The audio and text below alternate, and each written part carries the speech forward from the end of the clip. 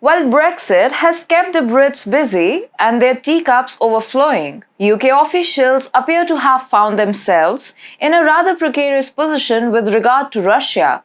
In fact, they've gone as far as issuing a warning to their NATO allies, and believe us, they're not just giving sort of small advice. It's actually a big piece of advice that it has issued for its own welfare. Namaste and welcome to a fresh new episode of Global Game with me, Vedika. Let's begin. Нам западных элит у нас много get a друзей. first payment and Причем the во next всем мире. Hello and welcome to TFI Global, the foreign affairs and geopolitical. Britain's top commanders have issued a stark warning about the consequences that might follow if Vladimir Putin loses the war in Ukraine. Air Chief Marshal Sir Mike Wixton, the Royal Air Force's most senior officer, believes that a defeated Russia would become vindictive and brutal and poses significant danger to the UK. He warns that Russia's Air Force, Surface Navy, and submarine force are a direct threat to Britain and NATO. Well, that's certainly something that should make us all sit up and pay attention.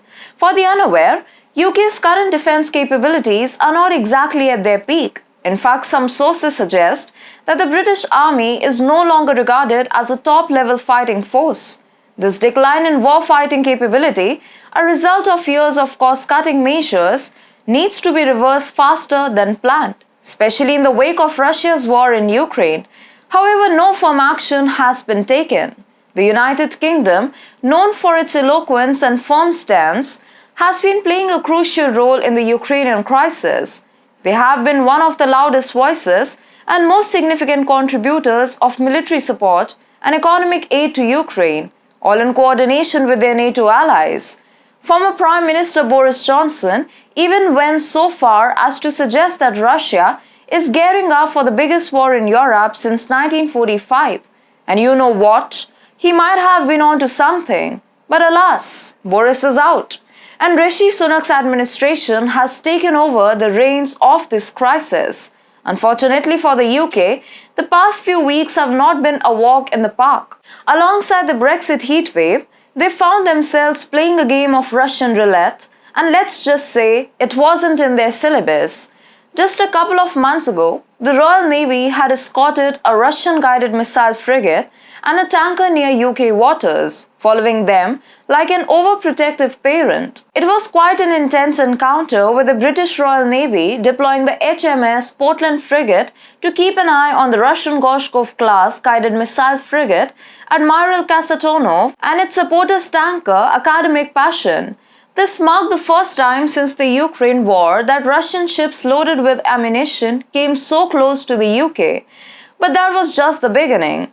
Weeks ago, Russia again decided to show off its naval power by sending more than 6 Navy ships to operate in the North Sea. This move caused quite the alarm bells to ring in Norway and the UK. And so, in a rather bold and in-your-face move, the UK has asked its allies to stop provoking Russia. I believe, therefore, it makes sense that the UK is currently feeling a little captivated. They can't just stop investing in Ukraine, but they also can't bear the consequences of their own behavior. Therefore, they issued a warning to their allies. Either get your act together or risk having the UK become a sacrificial lamb. The United Kingdom has thrown the gauntlet and issued a warning to its NATO allies with its trademark charm and witty demeanor. They've had first-hand experience with the Russian bear, and they want to make sure that everyone acknowledges the seriousness of this threat.